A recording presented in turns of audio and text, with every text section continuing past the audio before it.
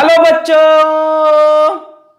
तो आज electric charges and field का लेक्चर नंबर 10 और आज पढ़ेंगे torque on an electric dipole placed in a uniform electric field. जब इलेक्ट्रिक डाइपोल को किसी यूनिफॉर्म इलेक्ट्रिक फील्ड, ऐसी इलेक्ट्रिक फील्ड जो हर जगह बराबर है, यूनिफॉर्म, उसमें जब डाइपोल को रखते हैं तो उसके ऊपर एक टॉर्क लगता है जिसकी वजह से डाइपोल घूमता है। अब डाइपोल पे कितनी फोर्स लगती है, कितना टॉर्क लगता है, इलेक्ट्रिक फील्ड यूनिफॉर्म है, नॉन यूनिफॉर्म है, किस तरह के सवाल बनते हैं, टॉर्क की वैल्यू क्या होती है, ये सारी बात आज के लेक्चर में होगी। इसके पिछले लेक्चर में हमने आपको यह बताया था, लेक्चर नंबर 9 में, कि इलेक्ट्रिक डाइपोल क्या होता है और इलेक्ट्रिक डाइपोल की वजह से इलेक्ट्रिक फील्ड हमने निकालना सिखाया था एक्सिस पे, परपेंडिकुलर बाइसेक्टर पे और फिर एट एनी पोजीशन पे। So a very good morning to all my dear students. My name is Alak Pandey and this is your very नटखट सा चैनल फिजिक्स वाला। तो चलिए पेन और कॉपी को निकाल लीजिए और चूहा खाना बंद कर दीजिए, इधर उधर लोगों को परेशान करना बंद कर दीजिए। अगले आधा घंटा 40 मिनट्स आप सिर्फ मेरे साथ बने रहें इस चैनल पे। तो लगिए हेडिंग लगाते हैं। हेडिंग क्या है? Torque on an electric dipole. Torque याद है? वो 11th की कहानी टॉर्क वाली याद है? Electric dipole placed in a uniform electric field. ठीक है सर, 11th की कहानी टॉर्क भूल गया मैं। 11th में मैंने कुछ पढ़ाई नहीं की थी। गजनी बन जाते हो तुम लोग 11th के नाम पे। कौन सा 11th? हाँ कौन सा 11th? तो ही बताएंगे। अच्छा, torque on an electric dipole placed in a uniform. Uniform मतलब हर तरफ बराबर है जो इलेक्ट्रिक फील्ड, स्पेस में हर जगह समांतर है इलेक्ट्रिक फील्ड, उसमें हमने एक डाइपोल रख दिया। डाइपोल समझते हैं? दो पोल वाला, है ना? नो नो, नॉट फिजिक्स वाला, दो पोल वाला। मान लो यहाँ पे एक यूनिफॉर्म इलेक्ट्रिक फील्ड है। यूनिफॉर्म मतलब हर जगह बराबर इलेक्ट्रिक फील्ड है, समझ में आएगा, टेंशन नहीं लेना है। एक यूनिफॉर्म मस्त इलेक्ट्रिक फील्ड है और इसमें मैं एक डाइपोल रखूंगा। मैंने यहाँ पे इसमें एक डाइपोल रख दिया। पुर्र पुर्र चू चू टू टू चू टू टू टू पुर्र। मैंने एक डाइपोल रख दिया। यहां मैं रख दूंगा प्लस क्यू चार्ज, यहां मैं रख दूंगा माइनस क्यू चार्ज। बन गया dipole, plus Q minus Q. यहां बोलूंगा इस डाइपोल का सेंटर, सेंटर को मैंने बोला O, मैंने बोला ये साइड की डिस्टेंस L, ये साइड की डिस्टेंस L, डाइपोल की लेंथ हो गई 2L। यहां से यहां डिस्टेंस 2L, ये L, ये L, ये डाइपोल का सेंटर, यहां माइनस Q, यहां प्लस Q। अब मेरे को दो बातें बताओ, सोच के बताओ। क्या? कि क्या तुम किसी से प्यार करते हो? नहीं, ये बताओ कि इस डाइपोल पे नेट फोर्स कितनी होगी। इस डाइपोल पे नेट फोर्स कितनी होगी? कूल, इस पे कितना फोर्स लगेगा? कूल।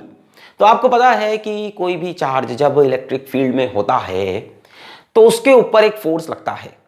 कौन सा फोर्स लगता है चार्ज के ऊपर? F is equals to QE। Positive charge पे फोर्स लगता है in the direction of field, ये पॉजिटिव चार्ज है, इस पे फोर्स लगेगी in the direction of field, इधर कुचुक QE। और नेगेटिव चार्ज पे फोर्स लगती है in the direction opposite to the field. देखो ये एक रूल है कि इलेक्ट्रिक फील्ड के अंदर यदि कोई चार्ज है, इलेक्ट्रिक फील्ड के अंदर यदि कोई चार्ज है तो उस चार्ज पे लगती है फोर्स। अगर पॉजिटिव चार्ज है तो फोर्स लगेगी in the direction of field, अगर नेगेटिव चार्ज है तो फोर्स लगेगी in the direction opposite to the field, ऐसे। तो ये दो फोर्सेस पे लग रही है, QE equal and opposite forces, they will cancel each other and hence you will get the net force is 0। सो इस बात को यहां से लिखें, बॉक्स बनाएं, इसको याद करें, इसको दिल में उतार लें कि कभी भी कोई इलेक्ट्रिक डाइपोल अगर यूनिफॉर्म इलेक्ट्रिक फील्ड में है तो उस पे लगने वाली नेट फोर्स 0 होती है ऑलवेज। याद रखें, कभी भी आ सकता है सवाल, कभी भी कोई इलेक्ट्रिक डाइपोल एक यूनिफॉर्म वर्ड जरूरी है, नॉन यूनिफॉर्म में इसके बारे में नहीं कह सकते। हर जगह बराबर हो इलेक्ट्रिक फील्ड। नॉन यूनिफॉर्म मान लो यहां पे इलेक्ट्रिक फील्ड ज्यादा होती, यहां पे कम होती। नॉन यूनिफॉर्म, यूनिफॉर्म नहीं है, यहां ज्यादा यहां कम, तो भैया ये फोर्स ज्यादा हो जाती, यहाँ E की वैल्यू बड़ी होती, यहाँ E की वैल्यू छोटी होती, तब फोर्स कैंसिल नहीं होती, कह नहीं सकते। तो सिर्फ यूनिफॉर्म के लिए बात सही है कि ऑलवेज नेट फोर्स इज 0। अब जरा ध्यान से देखो, ये जो दो फोर्सेस हैं, they are two equal and opposite and not having same line of action. Two equal and opposite force not having same line of action, कितनी अंग्रेजी हो गई, मतलब दो बराबर की फोर्स है, अपोजिट डायरेक्शन में है, और दोनों का लाइन ऑफ एक्शन सेम नहीं है। लाइन ऑफ एक्शन देखो ऐसे सेम हो जाता, ये इसको कह रहे हैं सेम लाइन ऑफ एक्शन, और ये इसका लाइन ऑफ एक्शन अलग हो गया, ये भी अलग हो गया, ये लाइन ऑफ एक्शन सेम हो जाता। क्या ऐसा हो रहा है? क्या ये फोर्स सेम लाइन पे है? नहीं, इसकी लाइन ये है, इसकी लाइन ये है। अगर यही फोर्स ऐसे होती, कचक कचक कचक कचक कचक कचक, तो लाइन ऑफ एक्शन सेम होता। तो बच्चों, जब भी मेरे पास two equal and opposite forces होंगी, जब भी मेरे पास इक्वल एंड ऑपोजिट फोर्सेस हों which do not have same line of action, तो ऐसी फोर्सेस क्या करती हैं? ऐसी फोर्सेस, अब जरा सोचो क्या होगा, जरा सोच के देखो। एक फोर्स इधर से, एक फोर्स, ये घूमने नहीं लगेगा, ये इसे रखा, इसको इधर खींचो, इससे इधर खींचो, इमेजिन करो ये रखा हुआ है, ये चल नहीं सकता, ये आगे पीछे नहीं चल सकता। क्यों? क्योंकि एफ नेट 0 है, ये ट्रांसलेशन इक्विलिब्रियम में है, बट ये रोटेशनल इक्विलिब्रियम में नहीं है। मतलब ये आगे पीछे नहीं बढ़ सकता, ऊपर नीचे नहीं जा सकता, अपनी जगह पे रुका है, क्योंकि इस पे लगने वाली नेट फोर्स 0 है। मतलब अगर चल रहा होगा तो वैसे ही चलेगा इक्विलिब्रियम में, इतना समझ लो। इक्विलिब्रियम समझते हैं ना, फोर्स 0। पर अगर इस पे एक फोर्स इधर एक इधर, तो ये गोल गोल घूम सकता है। तो जब भी two equal and opposite forces which do not have same line of action, किसी बॉडी पे लगे which do not have same line of action, ये इंपॉर्टेंट है, then it will produce torque about, या ऐसे लिख लो, it will rotate about center of mass। नहीं, यहां पे जो पॉइंट O है, या इसी को आप बोल दो COM, about centre of mass O, इसके अबाउट ये सुर घूमने लगेगा। इसको आप स्पिन मोशन भी बोलते हो। क्या बोलते हो? स्पिन। आप ऐसा भी कह सकते हो कि ये स्पिन कर रहा है, स्पिन ऐसे कच कच कच कच कच कच घूमने लगेगा। क्लियर हो गया? बस यही कहानी इसमें पढ़नी थी, इतना ही है। इसके अंदर तो बाकी पूरी बची हुई फिजिक्स है 11 की, मैथ्स वगैरह लगानी। कंसेप्ट यही था कि इस पे इलेक्ट्रिक फील्ड से, इलेक्ट्रोस्टैटिक से, इलेक्ट्रिक चार्जेस एंड फील्ड से, इतना ही कंसेप्ट आना था। खत्म। कि भैया इस पे एक फोर्स क्यू इधर, एक फोर्स क्यू इधर, नेट फोर्स हो गई 0, क्योंकि दोनों फोर्सेस का लाइन ऑफ एक्शन सेम नहीं है, तो ये घूमने लगेगा। लाइन ऑफ एक्शन सेम होता तो ये नहीं घूमता। घूमने लगा तो हमने बोला किसके अबाउट घूमती है ऐसी बॉडी? Centre of mass. जब नेट फोर्स 0 हो और इक्वल एंड अपोजिट हो और लाइन ऑफ एक्शन सेम ना हो, तो सेंटर ऑफ मास के अबाउट घूमने। अब बात हुई कि भैया कोई चीज घूम रही है तो उसके पास क्या होना चाहिए? टॉर्क होना चाहिए। तो हमें टॉर्क निकालना पड़ेगा। टॉर्क का फॉर्मूला होता था force into perpendicular distance. Force into perpendicular distance. Perpendicular distance कहां से लेते हैं? जहां फोर्स लग रही है वहां से, और जिसके अबाउट घूम रही है वहां तक। मतलब इसके और इसके बीच में परपेंडिकुलर डिस्टेंस है ना, इसको हम बोलते हैं एक्सिस ऑफ रोटेशन। देखो ये है एक्सिस ऑफ रोटेशन, ऐसे बाहर निकलती हुई ऐसे अंदर जा रही, इसी के अबाउट तो घूम रहा है। देखो और ये है लाइन ऑफ, सॉरी ये है अपनी एक्सिस ऑफ रोटेशन, ये इसी के अबाउट तो घूम रहा है। देखो ये एक्सिस ऑफ रोटेशन, सक सक सक सक सक। तो ये जो परपेंडिकुलर डिस्टेंस होता है, ये होता है between force and axis of rotation.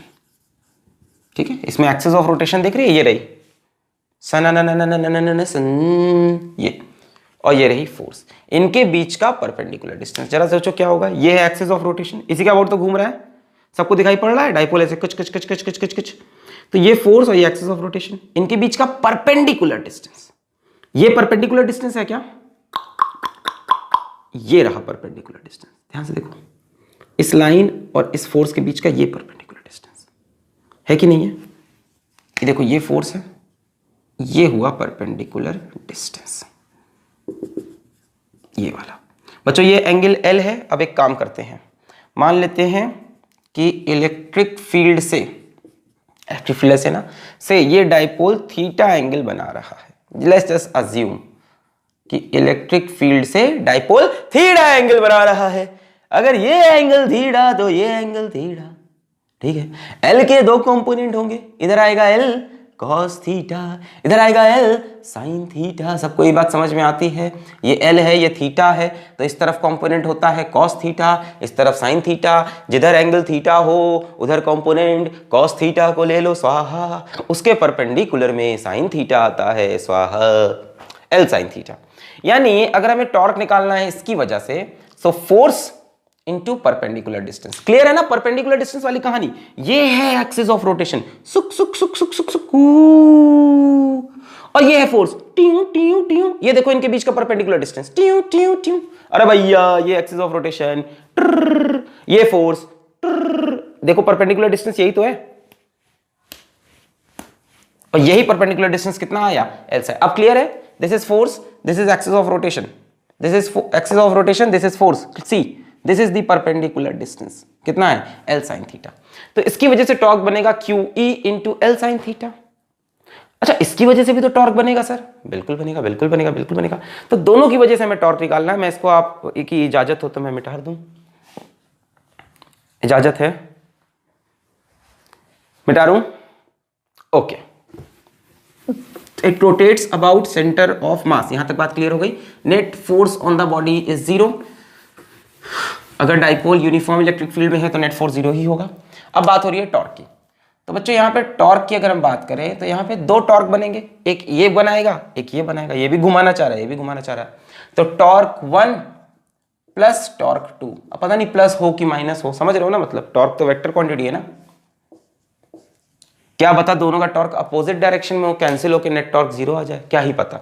खैर इसकी वजह से और टॉर्क निकालते हैं, सोचते हैं। ये ऐसे और ये यहां से ऐसे फिक्स्ड है ना, इसी के अबाउट घूमना है इसको। तो टुक टुक सुक सुक सुक सुक सुक, मतलब इसका टॉर्क तो ऐसे घुमा रहा, इसको मैंने बोला टाउ 1 ऐसे घुमाएगा। टाउ 1 की वैल्यू हो गई क्यू ई, ये हो गई फोर्स। भाई टॉर्क की वैल्यू क्या है? फोर्स इंटू परपेंडिकुलर डिस्टेंस, ये भी होगा फोर्स इंटू परपेंडिकुलर डिस्टेंस। तो बच्चों फोर्स कितनी है? क्यू ई, और परपेंडिकुलर डिस्टेंस है एल साइन थीटा। अब इसमें कोई डाउट नहीं है, बच्चों को बहुत डाउट रहता है। ये हमारी एक्सिस ऑफ रोटेशन, ये हमारी फोर्स, एक्सिस ऑफ रोटेशन और फोर्स, एक्सिस ऑफ रोटेशन और फोर्स, इनके बीच का परपेंडिकुलर डिस्टेंस ये दिख रहा है, ये डिस्टेंस एल साइन थीटा। अच्छा कैसा है? ऐसे सुक सुक सुक सुक सुक, क्लॉकवाइज बोल सकते हैं इसको, कुछ कुछ कुछ कुछ कुछ क्लॉकवाइज बोल सकते हैं, यस और नो? ऐसे घुमाना है क्लॉकवाइज। इस पे आओ। अब ये रही फोर्स, ये एक्सिस ऑफ रोटेशन, ये एक्सिस ऑफ रोटेशन और ये फोर्स, इनके बीच का परपेंडिकुलर डिस्टेंस फिर से ये वाला देखो ना, कचक कचक कचक, ये हुआ परपेंडिकुलर, कचक कचक कचक, ये हुआ ये तो है परपेंडिकुलर डिस्टेंस, ये वाला देखो, ये एक्सिस ऑफ रोटेशन, ये फोर्स, ये इनके बीच का देखो, ये फोर्स, ये एक्सिस ऑफ रोटेशन, ये इनके बीच का परपेंडिकुलर डिस्टेंस कितना होगा? ये एल है, ध्यान से देखो, ध्यान से देखो, ये एंगल थीटा तो ये एंगल थीटा, बोलो सही है? इससे भी थीटा, एल का इधर कंपोनेंट एल कॉस थीटा, ये component L sine theta, L का इधर कंपोनेंट एल कॉस थीटा, ये एल साइन थीटा, यानी ये भी Q E into L sine theta होगा। अभी मैं प्लस माइनस नहीं लगा रहा, Q E into L sine theta, ये भी हो गया फोर्स इंटू परपेंडिकुलर डिस्टेंस। इसका डायरेक्शन बताओ, ऐसे फिक्स्ड है या ऐसे लगी फोर्स? ऐसे घुमा रहा है, क्लॉकवाइज की एंटी क्लॉकवाइज, क्लॉकवाइज की एंटी क्लॉकवाइज, क्लॉकवाइज भाई, ये भी क्लॉकवाइज, ये भी क्लॉकवाइज, यानी दोनों सेम डायरेक्शन में है, तो दोनों को मैंने ऐड कर दिया। बोलो क्लियर है? Q into L sine theta, Q into L sine theta, इसका टॉर्क, इसका टॉर्क, दोनों साथ में, देखो ना, दोनों एक ही तरह घुमाने बचा रहे हैं सेम तरह से। So finally the answer will B 2QEL sine theta. अब जरा इसमें कारस्तानी करते हैं, इसको ऐसे लिखते हैं, इम बिंगा डिंगा बिंगा बिंग, Q into 2L into E into sine theta. ये क्या किया आपने सर? इसको पहचान रहे हो? हाँ sir, dipole moment, charge into distance between charge, इसको क्या बोलते थे? Dipole moment. डाइपोल मोमेंट क्या होता है? चार्ज कोई भी एक चार्ज उठा लो, है ना, मैग्नीट्यूड, सिर्फ मैग्नीट्यूड कोई भी एक उठा लो q, और डिस्टेंस बिटवीन चार्ज कितना है 2l, तो ये क्या बन गया, dipole moment into E into sine theta. So net torque on a dipole placed in a uniform electric field is P E sine theta, p dipole moment e electric field into sine theta, p is q into 2l। अच्छा अच्छा, ये theta किसके बीच का angle है, theta क्या चीज है, theta is the angle between कच्चू एंड कच्चू। व्हाट इज दिस कच्चू? क्या मुझे आप डाइपोल मोमेंट का डायरेक्शन बता सकते हो, नेगेटिव चार्ज से पॉजिटिव चार्ज, तो क्या ये डायरेक्शन डाइपोल मोमेंट का है ऐसे, और ये इलेक्ट्रिक फील्ड का है ऐसे, यानी डाइपोल मोमेंट ऐसे, इलेक्ट्रिक फील्ड ऐसे, इनके बीच में एंगल कितना है, थीटा। देखो ये डायरेक्शन डाइपोल मोमेंट का हुआ, ये वाला नेगेटिव से पॉजिटिव, यही तो है डाइपोल मोमेंट, और ये इलेक्ट्रिक फील्ड, बीच में एंगल कितना हुआ, थीटा। सो हम कह सकते हैं theta is the angle between dipole moment and electric field. Theta is the, देखो ये डाइपोल मोमेंट होगा ऐसे, कच्ची कचकू पी और E, theta is the angle between dipole moment and electric field. अब अगर यार ऐसा हो रहा है P और E के बीच में एंगल थीटा है और P साइन थीटा लिखा है, तो क्या इसको मैं P क्रॉस E भी लिख सकता हूं, या हो सकता हो E क्रॉस P लिख सकता हूं, दोनों बातें सही है ना। मान लो कहीं लिखा हुआ है A B sine theta, where theta is the angle between A and B, तो क्या इसको हम A क्रॉस B या B क्रॉस A लिख सकते हैं। अब बात यह कि क्या लिखें, P क्रॉस E लिखें कि E क्रॉस P लिखें, ये एक सवाल फंसा है, इसे सोचना पड़ेगा। सोचते हैं भाई, सोचते हैं। तो dipole moment vector quantity, electric field vector quantity, अच्छा टॉर्क भी वेक्टर क्वांटिटी है। तो यार टॉर्क का डायरेक्शन क्या आ रहा है, फाइनली मेरे ख्याल से टॉर्क का डायरेक्शन आ रहा है क्लॉकवाइज। बोलो यहां तक बात समझ में आई, मैंने टॉर्क निकाला, P साइन थीटा आया। अब P साइन थीटा को लिखने का दो तरीका, या तो P क्रॉस E या तो E, अच्छा दोनों अलग होता है वेक्टर में, ये तो पता है ना 11th में, दोनों सेम नहीं होते क्रॉस प्रोडक्ट में, दोनों अलग अलग चीजें हैं, है ना। तो अब P क्रॉस लिखना है कि E क्रॉस P, P के बीच में एंगल कितना है, थीटा, P साइन थीटा, जैसे A B sine theta A cross B है, B क्रॉस है, तो ये लिखें कि ये लिखें, सवाल ये था। तो हमने देखा कि P का डायरेक्शन ये, P का डायरेक्शन ये है डाइपोल मोमेंट का, बोलो सही है, नेगेटिव से पॉजिटिव। इलेक्ट्रिक फील्ड का डायरेक्शन ये, एंगल ये थीटा। अब जरा P क्रॉस E का डायरेक्शन देख लेते हैं, E क्रॉस P का डायरेक्शन देख लेते हैं। डायरेक्शन की तो कहानी है, P क्रॉस E की value P sine theta, E cross P की वैल्यू भी P साइन थीटा, डायरेक्शन अलग अलग होता है बस, जिसका डायरेक्शन टॉर्क से मैच कर जाए वही वैल्यू लिख सकते हैं। अच्छा P क्रॉस E, क्या करो, यहां पे एक स्क्रू रखो, उसको P से E की तरफ घुमाओ, P से E की तरफ, P से E की तरफ, कैसा घूम रहा है, क्लॉकवाइज। तो P क्रॉस E का डायरेक्शन क्लॉकवाइज है, इसकी वैल्यू कितनी है, P sine theta. E cross P की बात करो, E से P घूमो, E cross P, E cross P anti clockwise, anti clockwise.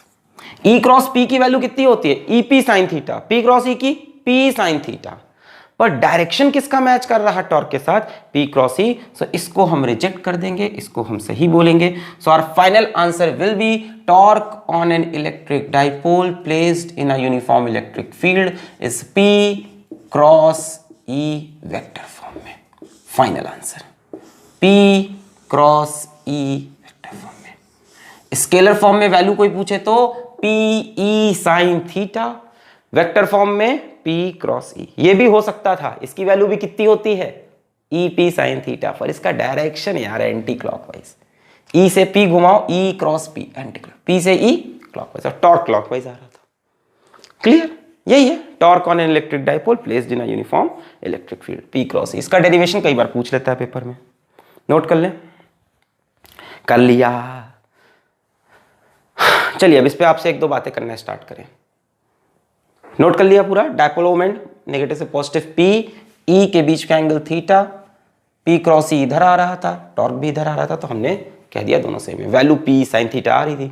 P sine theta को लिखने का तरीका है P क्रॉस E, ई क्रॉस पी, ये मैच कर गया तो लिख दिया। आप यहां तक पकड़ लो, कहानी यही थी। इसके बाद तो हमने सोचा कि इसमें से क्या कर ले, ये पॉसिबल नहीं हो रहा था, इसका डायरेक्शन अपोजिट था, एंटी क्लॉकवाइज था। मिटा ले, दोनों ऐड क्यों हुए, क्योंकि दोनों टॉर्क सेम डायरेक्शन थे, ये भी क्लॉकवाइज ये भी क्लॉकवाइज। पी क्रॉस ई, चलो torque on an electric dipole हमें मिल गया पी क्रॉस ई।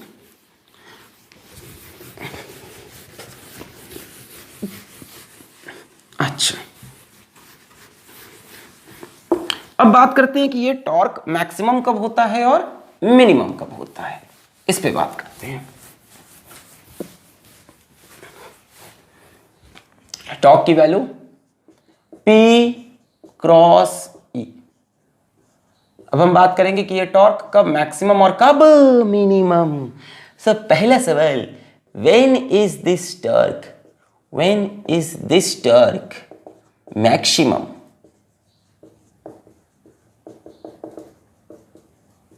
ठीक है, तो यार टॉर्क का फॉर्मूला क्या है, टॉर्क का फॉर्मूला है P क्रॉस E, यानी P E साइन थीटा। अब P तो फिक्स होगा, डाइपोल मोमेंट डाइपोल का फिक्स होता है भाई, Q फिक्स है, चार्ज फिक्स है, इलेक्ट्रिक फील्ड फिक्स है, यानी टॉर्क डिपेंड कर रहा है साइन थीटा पे। सो अगर टॉर्क को आपको मैक्सिमम बनाना है तो साइन थीटा को भी मैक्सिमम बनाना होगा। साइन थीटा की मैक्सिमम वैल्यू कितनी होती है, 1 होती है। साइन थीटा 1 कब आएगा, जब थीटा की वैल्यू 90 डिग्री हो, थीटा की वैल्यू 90 डिग्री हो, है ना। प्लस माइनस 1 ले सकते हो, मुझे कोई दिक्कत नहीं, प्लस माइनस 1 ले सकते हो, 90 हो या 270 डिग्री हो, बहुत कंफ्यूज ना होना इन सब में। मतलब सिंपल सी बात है कि डाइपोल और इलेक्ट्रिक फील्ड परपेंडिकुलर हो, दोनों का एक ही मतलब है। +1 देखो 90 डिग्री पे आएगा, -1 270 पे आएगा। अरे मान लो ये इलेक्ट्रिक फील्ड, काच खच खाच, ये इलेक्ट्रिक फील्ड, और ऐसे डाइपोल रख दो, यहाँ पे +Q, यहाँ पे -Q, ये हो गया डाइपोल मोमेंट का डायरेक्शन। देखो नेगेटिव से पॉजिटिव, ये हो गया angle 90 degree. At this point of time the torque will be maximum. कितना टॉर्क हो जाएगा, टॉर्क की वैल्यू हो जाएगी P E, साइन थीटा की वैल्यू 1 हो गई, खत्म। टॉर्क की वैल्यू P क्या है, electric dipole moment Q into ये कितना है बच्चों, L, ये कितना है L, तो ये हो गया Q into 2L, charge into distance between charge into E, ये हो जाएगा टॉर्क इसमें। क्लियर है, 90 डिग्री। 270 में क्या होगा, उल्टा हो जाएगा, 270 में उल्टा कर दो 270 डिग्री, तब P ऐसे नीचे होगा, E इधर होगा, है ना। 270 डिग्री का कहानी समझना है, इसी में समझा दें, इसी में समझ लो। 270 डिग्री ऐसे, यहाँ पे +Q, यहाँ पे -Q, देखो डाइपोल मोमेंट ऐसे हो जाएगा P, और एंगल कहां से मेजर करो, एंगल मेजर करो पॉजिटिव E से, तो 90 90 90, देखो ये एंगल पूरा 270। एंगल कहां से लेना है, positive direction of electric field से, है ना। अब ये मत कहना कि ये भी 90, ऐसे लेमैन लैंग्वेज, मतलब नॉर्मल भाषा में इसको 90 बोल सकते हो, पर एकदम प्रॉपर मैथ्स लगाओ तो इलेक्ट्रिक फील्ड इधर, यहां से पूरा एंगल नहीं आ, 90 90 90 270 डिग्री। यहां पे भी टॉर्क मैक्सिमम, यहां पे maximum. So the torque is maximum when dipole moment and electric field are perpendicular to each other, are perpendicular to each other. Clear? Clear? मिटार दे, मिटार दे। ओके, देखो अब हमने आपको शुरू में बताया था कि इलेक्ट्रिक फील्ड में, यूनिफॉर्म इलेक्ट्रिक फील्ड में जब आप डाइपोल रखते हो तो उसके ऊपर नेट फोर्स 0 आता है। नेट फोर्स की बात कर रहे हैं, याद करो, नेट फोर्स कितना था, 0। ऑलवेज ऑलवेज अगर आप डाइपोल, इलेक्ट्रिक डाइपोल को यूनिफॉर्म इलेक्ट्रिक फील्ड में रखोगे तो उसके ऊपर नेट फोर्स 0 आएगी। कब, ऑलवेज। क्या उसके ऊपर टॉर्क भी 0 हो सकता है या हमेशा होता है, सवाल है। तो हमने देखा नहीं, टॉर्क 0 नहीं है, टॉर्क की वैल्यू तो आ रही है P E साइन थीटा, जिसको हम बोल सकते हैं P क्रॉस E। क्या ये वैल्यू कभी 0 हो सकती है, कि टॉर्क कभी 0 नहीं होगा? अब यही सवाल है। तो टॉर्क मैक्सिमम देख लिया, अब बात करते हैं टॉर्क मिनिमम या टॉर्क 0 की। When is this torque minimum और जीरो? क्या ये टॉर्क मिनिमम या जीरो कभी हो भी सकता है कि नहीं? फोर्स तो पक्का जीरो होगी, electric dipole in uniform electric field, force तो पक्का जीरो। क्या टॉर्क भी जीरो हो सकता है? दोनों साथ में जीरो तो पूरा इक्विलिब्रियम, ना चल सकते हैं ना घूम सकते हैं। क्या ऐसा होगा? और देखते हैं। टॉर्क का formula P E sine theta. Torque को मिनिमम होने के लिए साइन थीटा को मिनिमम होना पड़ेगा। साइन थीटा की मिनिमम वैल्यू जीरो कब आती है? जब थीटा की वैल्यू हो 0 डिग्री या थीटा की वैल्यू हो 180 डिग्री, है ना? 0 या 180 यानी पाई।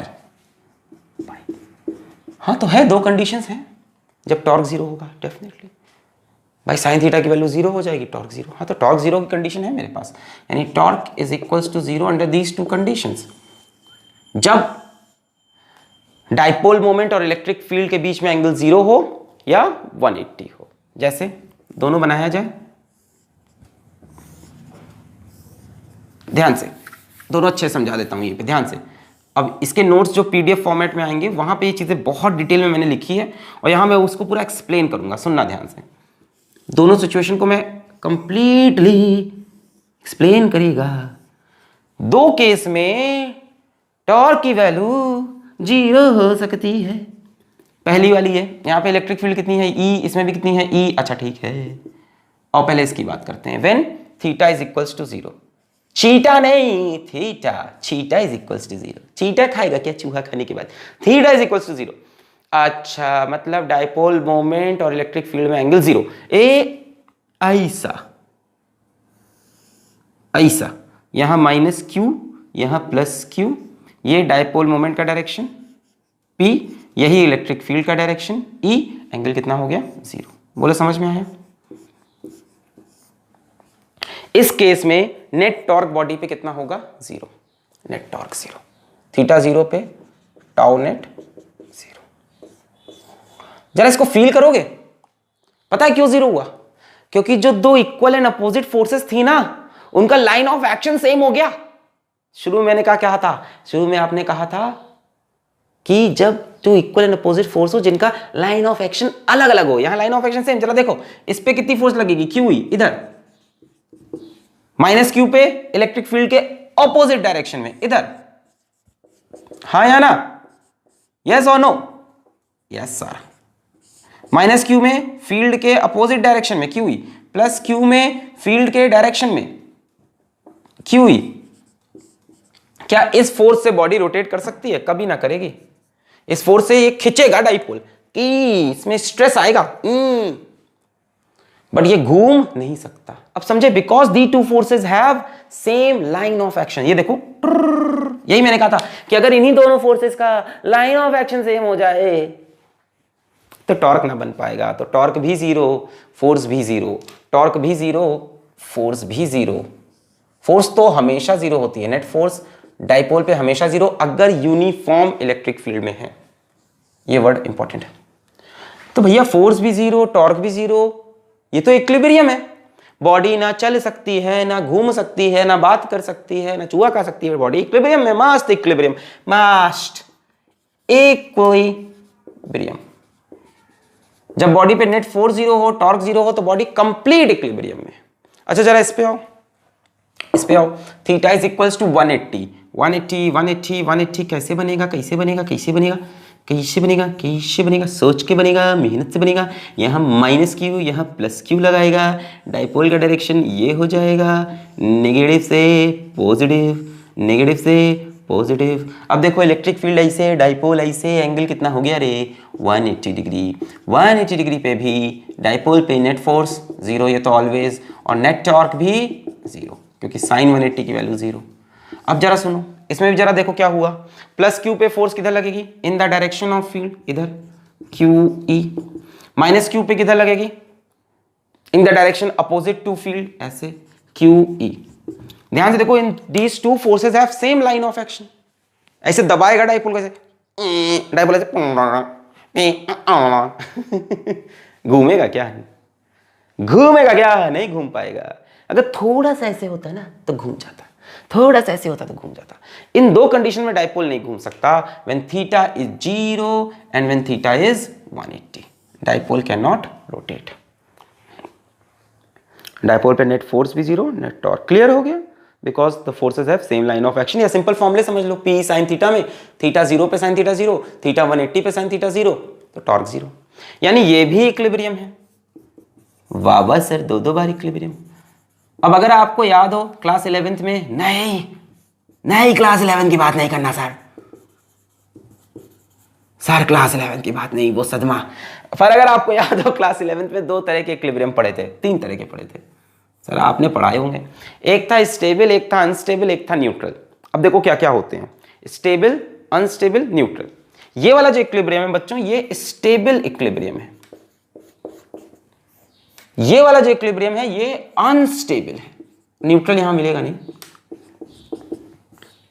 ये स्टेबल है, ये अनस्टेबल है। मतलब क्या है?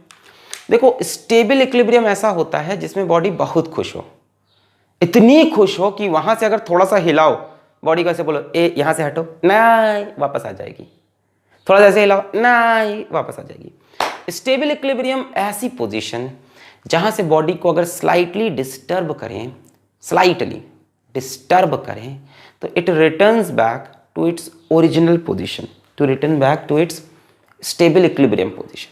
यानी यहां से अगर मैं इसको थोड़ा सा नीचे या थोड़ा सा ऊपर ले जाऊं तो टुर वापस आ जाएगा। ऐसे करो, ऐसे टुर वापस आ जाएगा। इसको बोलते हैं स्टेबल इक्विलिब्रियम। जरा देखा जाए और देखते हैं। इमेजिन इसको मैंने थोड़ा सा घुमा दिया ऐसे, जस्ट इमेजिन मैंने इसको स्लाइट सा डिस्प्लेसमेंट दिया, स्लाइट सा छोड़ दिया। अगर ये वापस आ जाता है मतलब ये स्टेबल इक्विलिब्रियम था, अपनी पोजीशन छोड़ना नहीं चाहता। अब चलो ऐसे निकाल के इसे मैंने छोड़ दिया। जैसे ही यहां छोड़ोगे ऐसे स्लाइट डिस्प्लेसमेंट, क्या किया मैंने? स्लाइट डिस्प्लेसमेंट जैसे ही दोगे इसको, तो इस पे किधर फोर्स लगेगी? इधर लगेगी QE, और इस पे इधर लगेगी QE। दिखाई पड़ रहा है सबको? बहुत छोटा हो गया क्या? नहीं सर दिख रहा है। मन की आंखों से देखो, मन की आंखों से। हाँ, इस पे QE, इस पे QE। यार ये दोनों फोर्सेस को वापस घुमा के ही तो ले आएंगी। देखो ना, जैसे ऐसे घुमाया QE टुर वापस, इट विल रिटर्न बैक, वापस देखो नीचे आ जाएगा कि नहीं। जैसे ही घुमाया QE, टॉर्क कैसे बना कि नहीं, वापस। तो ऐसी इक्विलिब्रियम पोजीशन को बोलते हैं स्टेबल इक्विलिब्रियम। देखो एक बात होती है, इस पूरी कहानी का एक मकसद है, और मकसद एग्जाम में अच्छे नंबर पाना नहीं। वो मकसद ये होता है कि जो इलेक्ट्रिक फील्ड होती है ना, बड़ी सातिर होती है, सातिर। ये ना डाइपोल को अपने डायरेक्शन में लाना चाहती है। आजा मेरे डायरेक्शन में आजा, डाइपोल। ये ना डाइपोल को हमेशा अपने डायरेक्शन में लाना चाहती है। कहीं पे भी हो डाइपोल कहता है आजा मेरे डायरेक्शन में, और इसीलिए टॉर्क लगाती है। ये जो पूरी कहानी चल रही थी, अगर तुम ध्यान से इसको सोचना स्टार्ट करो अब, तो ये कोई फिजिक्स नहीं थी, ये एक साजिश थी इलेक्ट्रिक फील्ड की। इलेक्ट्रिक फील्ड बहुत शातिर है। इसकी साजिश होती है कि डाइपोल जैसा भी रखा हो उसको हम अपने डायरेक्शन में कर लें, और इसीलिए पूरी कहानी खेलता है। टॉर्क, P sin थीटा सब इसीलिए हो रहा था। सारी दुनिया इन्हीं के लिए चल रही थी। देखो कैसे, आपने ऐसे छोड़ा क्या होगा? टॉर्क इधर सॉरी फोर्स इधर, टॉर्क PE सेम डायरेक्शन में, PE सेम डायरेक्शन में, PE सेम डायरेक्शन में। यही चाहता ही है इलेक्ट्रिक फील्ड कि डाइपोल को अपने डायरेक्शन में कर लें। कैसा भी छोड़ोगे वापस यहीं आएगा, कैसा भी, पक्का। मान लो तुम इसको ऐसे छोड़ते डाइपोल को, ये प्लस Q, ये माइनस Q, इस पे फोर्स इधर, इस पे इधर, प्लस Q माइनस Q, इस पे फोर्स इधर, इस पे इधर, यहां आके टॉर्क 0। इसके बाद आगे घूमेगा, समझे? मतलब तुम्हें ऐसे छोड़ा, इस पे फोर्स इधर, इस पे इधर, कुचिक, ये मान लो प्लस Q, ये माइनस Q, इस पे फोर्स इधर, नेट फोर्स तो 0 है, चलो ठीक है, पर टॉर्क तो बन रहा है। इधर फोर्स प्लस QE, इस पे इधर QE, कच, यहां पे आके टॉर्क 0। इलेक्ट्रिक फील्ड का एक ही मकसद है, to align the dipole in its own direction. और यहां पे अलाइन हो चुका है, मतलब जो चाहिए था वो मिल चुका है। अब तुम कहोगे थोड़ा सा डिस्टर्ब हो जाओ, कहेगा हट इतनी मुश्किल से किया, मैं वापस आएगा खच्चाक। तो ऐसी पोजीशन को बोलते हैं स्टेबल इक्विलिब्रियम पोजीशन। मैं इसको मिटा दूं ऊपर, ये कहानी में लिखना चाहता हूं, यहां लिख रहा हूं, देखो ध्यान से। Electric field always tries to align the dipole along its own direction. मतलब इसका मकसद ही है थीटा को जीरो करना, और इसीलिए टॉर्क वगैरह लग रहा था। अभी दूसरे वाले एग्जांपल से ये बात और क्लियर आएगी। स्टेबल इक्विलिब्रियम समझ में आया। एक तो इक्विलिब्रियम का एक ही मतलब है, बॉडी के ऊपर नेट फोर्स जीरो हो, बॉडी के ऊपर नेट टॉर्क जीरो हो, तो हम बोलते हैं बॉडी इक्विलिब्रियम में है। फोर्स जीरो होने से ट्रांसलेशन इक्विलिब्रियम, टॉर्क जीरो होने से रोटेशनल इक्विलिब्रियम। मतलब इसकी वजह से अब घूम नहीं पाएगा, इसकी वजह से चल नहीं पाएगा।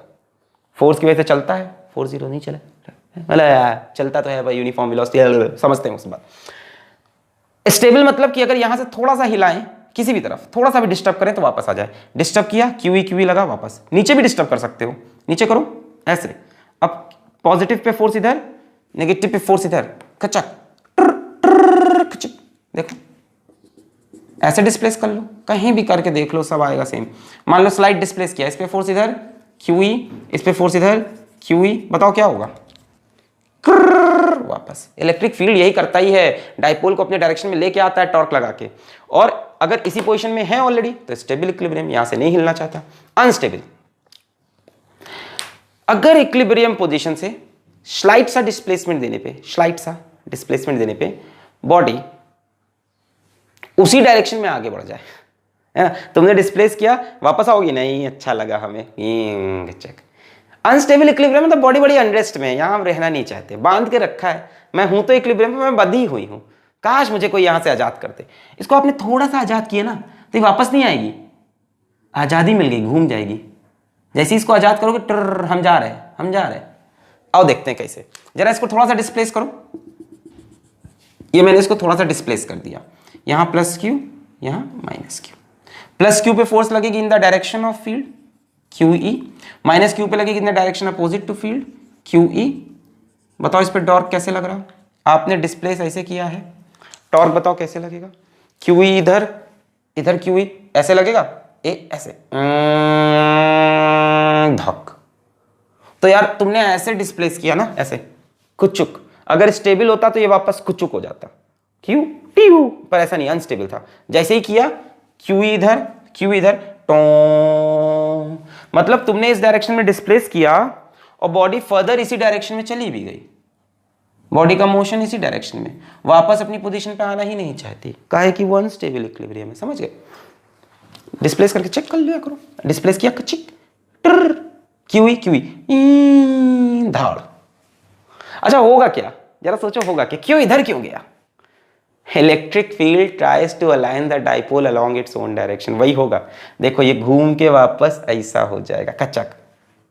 तुमने थोड़ा सा डिस्प्लेस किया, इसको तो मौका मिल गया, अभी टॉर्क जीरो है, यहाँ पे रेस्ट पे था, मस्त, यहाँ की दिक्कत नहीं। थोड़ा सा डिस्प्लेस किया, इस पे क्यू इधर, इस पे क्यू इधर, सुर खच, माइनस क्यू इधर, प्लस क्यू इधर, यही सिचुएशन बन गई। इसको डिस्प्लेस करोगे वापस ये इसमें भाग आएगा, देखो ना, ऐसे डिस्प्लेस किया, माइनस क्यू इधर, प्लस क्यू इधर, यही तो होगा। किसी भी पोजीशन में रखो, electric field tries to align the dipole along its own direction, इसीलिए घूमा। नीचे रखोगे तो भी वापस घूम के यही, यानी अनस्टेबल से थोड़ा सा डिस्प्लेस करो तो बॉडी वापस स्टेबल पे जाना चाहती है। स्लाइड डिस्प्लेसमेंट अगर यहां से दोगे ना, यहां से स्लाइड डिस्प्लेसमेंट दोगे तो ये वापस यहां नहीं आएगी, अनस्टेबल से कहां पहुंच जाएगी? स्टेबल में।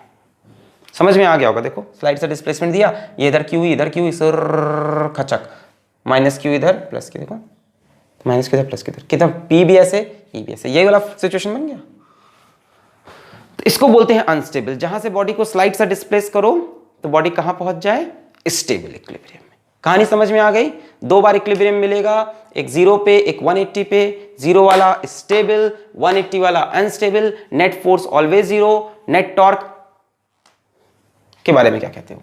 नेट टॉर्क में और में नॉट बी 0, में और में नॉट बी 0। इन दोनों सिचुएशन में जीरो है, बाकी किसी सिचुएशन में जीरो नहीं है। ऑब्जेक्टिव में आ जाता है ना, the net force is always zero, the net torque is zero, the net torque is never zero, the net torque may और may not be zero, the net force may और may not be zero. इस तरह के option रहेंगे भाई, पकड़ पाओगे? Net force is always zero, QE QE, बस कंडीशन क्या है? Uniform electric field. और नेट टॉर्क के बारे में दो सिचुएशन में जीरो होगा, 0 और 180, बाकी कभी जीरो नहीं होगा। मिटा दें, 0 पे स्टेबल, 180 पे अनस्टेबल इक्विलिब्रियम। मिटा दें, ओके। सो नेट टॉर्क का फॉर्मूला PE sin थीटा। चलिए अब एक दो क्वेश्चन कर लेते हैं इस पे, और लास्ट में हम डिस्कस आपसे ये भी करेंगे कि नॉन यूनिफॉर्म इलेक्ट्रिक फील्ड में क्या होगा। अभी तो यूनिफॉर्म की बात कर रहे थे देर से, लास्ट में हम नॉन यूनिफॉर्म की बात करेंगे। चलिए पहले एक सवाल आपसे करा देते हैं। ये सब सवाल बोर्ड में आ नहीं रहे, फिर भी हम कराते हैं। क्वेश्चन फर्स्ट, मान लो ये डाइपोल को आपने ऐसे छोड़ा किसी इलेक्ट्रिक फील्ड में, किसी यूनिफॉर्म इलेक्ट्रिक फील्ड में आपने एक डाइपोल लिया, यहां पे चार्ज -q, यहां पे चार्ज +q, ये चार्ज है, ये भी चार्ज है, ये सेंटर O, ये डिस्टेंस L, ये डिस्टेंस L, ठीक है ना, बढ़िया, डिस्टेंस L, डिस्टेंस L, ये एंगल मान लो 30 डिग्री है, और ये अपना इलेक्ट्रिक फील्ड ले लो, ये अपनी इलेक्ट्रिक फील्ड हो गई।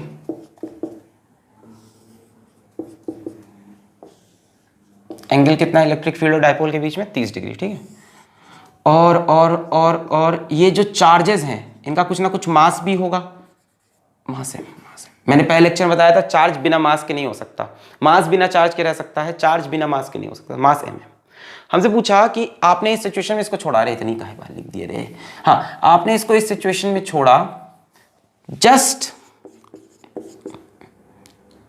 एट द मोमेंट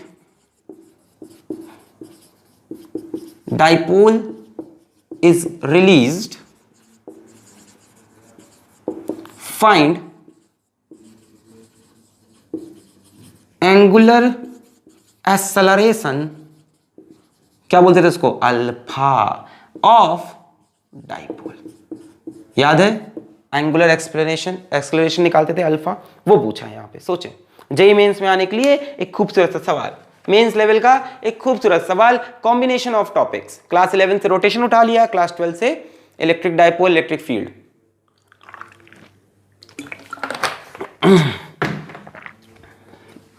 बताएं भाई, बताएं किया जाए। चलो जैसे ही छोड़ेंगे इसके ऊपर टॉर्क लगेगा, कितना टॉर्क लगता है? PE sin theta. P क्या है? Dipole moment, charge into distance between charge, charge into distance between, dipole moment क्या होता है? Q into 2L, charge into distance between charge, into E into sine 30। Angle दे रखा है ना, टॉर्क एकदम तुरंत निकालना क्या है? Angular acceleration alpha. कैसे निकलेगा? क्लास 11th में आपने पढ़ा था torque is equals to I alpha. I याद है? Mass moment of inertia, moment of inertia, ये फॉर्मूला याद आ रहा है? जैसे F is equals to ma होता था, वैसे torque is equals to I alpha होता था। Alpha angular acceleration, I moment of inertia, ये एंगुलर एक्सेलरेशन, एंगुलर कैसे घूम रहा है, ठीक है। I की वैल्यू कैसे निकलेगी यहाँ पे? किसके अबाउट निकालोगे? इस पॉइंट के अबाउट, भैया इसी के अबाउट तो रोटेट कर रहा है। I याद है कैसे निकालते थे हम? m1r1 square plus m2r2 square plus m3r3 square and so on so on so on. R होता था distance from axis of rotation, M होते थे mass, distance from axis of rotation M होता था मास। देखो M मास L डिस्टेंस दूर, M mass L distance दूर, यानी मोमेंट ऑफ इनर्शिया अगर हम निकाले तो हो जाएगा ml square plus ml square. Distance कहां से लेते हैं? एक्सिस ऑफ रोटेशन से, तो कितना हो गया? 2ml square. तो इस टॉर्क की जगह आप लिख सकते हो I alpha is equals to Q2L E sin 30, I की जगह 2ml square into alpha is equals to Q2L E sin 30 की वैल्यू 1/2, सही है, 1/2। यहां से 2 कैंसिल, एक L से एक L cancel, ml alpha is equals to QE/2, यहां से alpha is equals to QE/2 ml। ये होगा इसका इनिशियल एंगुलर एक्सेलरेशन।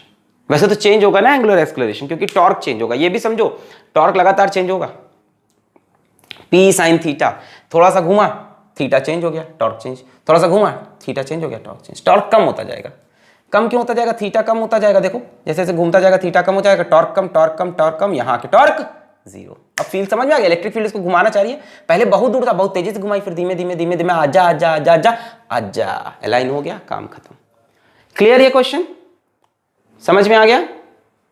मिटा दें तो देखो यहाँ पे रोटेशनल और साथ में इलेक्ट्रोस्टैटिक का कॉम्बिनेशन।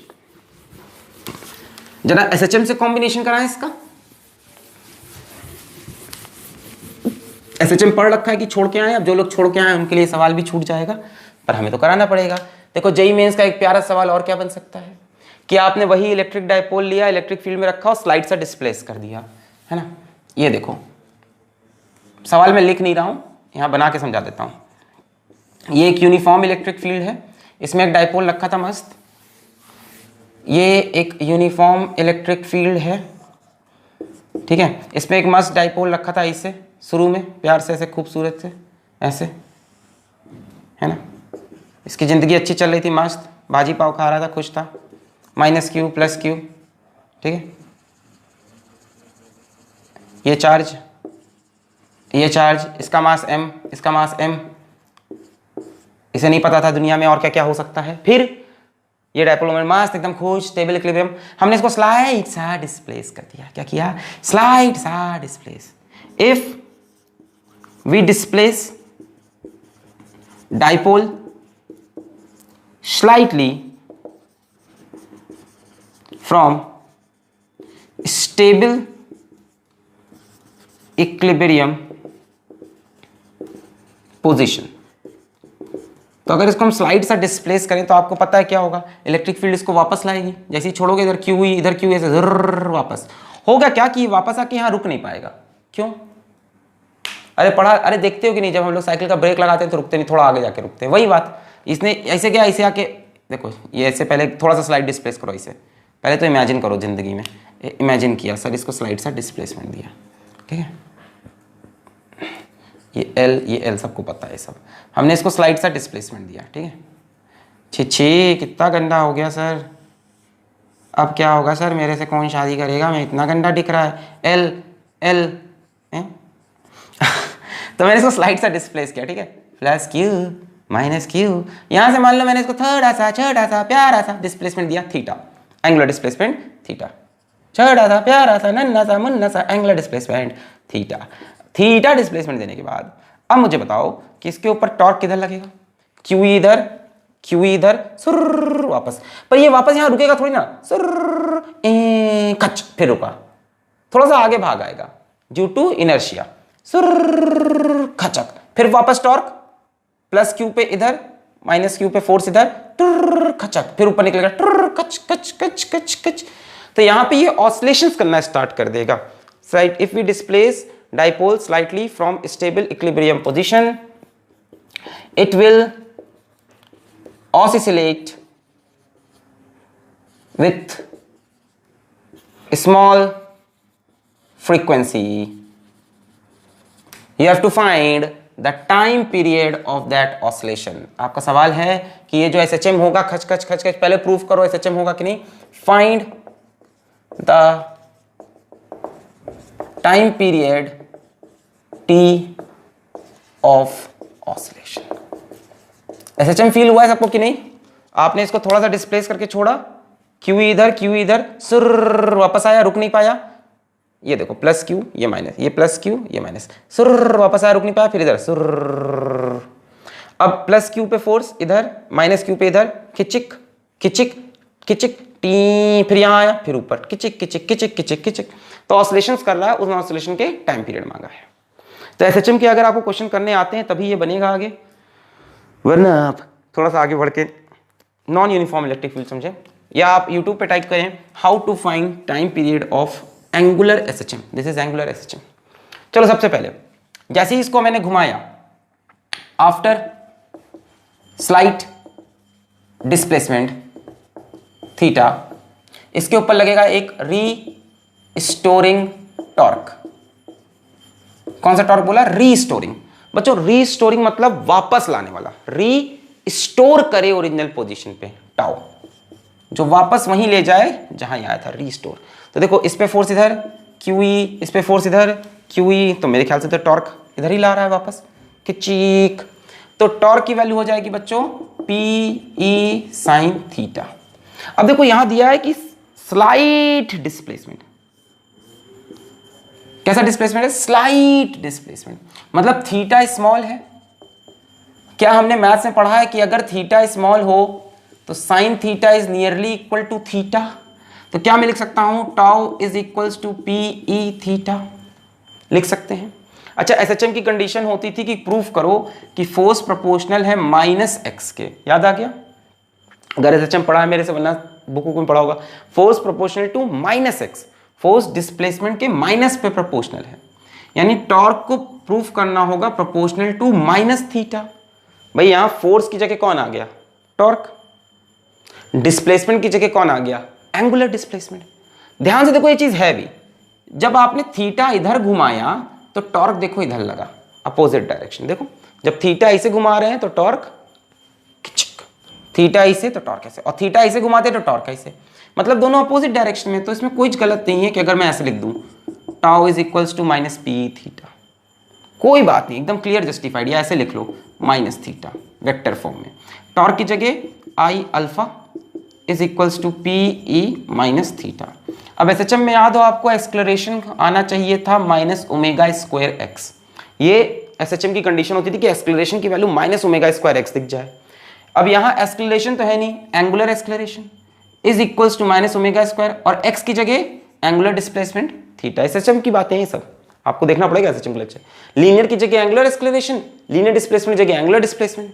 सो I अल्फा की जगह -ω² theta is equals to PE into -theta. यहां से थीटा ने थीटा को मारा, माइनस ने माइनस को मारा, ओमेगा की वैल्यू आ गई √PE/I। यहां से टाइम पीरियड आपको मिल जाएगा। टाइम पीरियड क्या होता है? 2π/ω, यानी 2π√I/PE। बड़ा फेमस है ये सब टाइम पीरियड, किताबों में लिखा रहता है फॉर्मूले के फॉर्म में। यानी टाइम पीरियड क्या आएगा इसका? 2π√I/P। अब कई लोग इसको टॉर्क रट लेते हैं, टॉर्क नहीं है, time period of small oscillation. तो पूरा SHM मैंने समझाया। लीनियर की जगह एंगुलर था तो थीटा आ गया, तो F is equals to -x की जगह मैंने टाउ इज इक्वल्स टू -थीटा प्रूफ कर लिया। टाउ की जगह I अल्फा, अल्फा की जगह -ω² थीटा, जैसे A की जगह -ω²x। फिर ओमेगा आ गया तो टाइम पीरियड क्या होता है? 2π/ω। क्लियर? 2π√I/P, बड़ा फेमस है ये, 2π√I/P। तो ये सारी कहानी थी कि what happens when you place electric dipole in a uniform electric field. Net force 0 होती है, नेट टॉर्क में और मे नॉट भी 0 होता है, नेट टॉर्क का फॉर्मूला P sin थीटा होता है। जरा सा नॉन यूनिफॉर्म की बात कर लें पहले। यूनिफॉर्म की समरी, यूनिफॉर्म इलेक्ट्रिक फील्ड में डाइपोल रखते ही उसके ऊपर net force 0, always net torque की value P cross E, PE sin theta, which may और मे नॉट बी 0, है ना। हमने देखा था कभी कभी 0 था। टॉर्क 0 कहाँ पे था? थीटा इज इक्वल्स टू 0 पे, थीटा इज इक्वल्स टू 180 पे। यहाँ पे हमने बोला था कैसा इक्विलिब्रियम है? Stable equilibrium. यहाँ पे था अनस्टेबल इक्विलिब्रियम। क्लियर है? फिर बात कर लेते हैं लास्ट में नॉन, ये आता नहीं सवाल इस पे, यूनिफॉर्म इलेक्ट्रिक फील्ड। अब नॉन यूनिफॉर्म इलेक्ट्रिक फील्ड की हर जगह बराबर नहीं है, कहीं पे बराबर हो भी सकती है, कहीं बराबर नहीं भी हो सकती। तो भैया इसमें नेट फोर्स के बारे में क्या कहोगे? मे और मे नॉट भी 0।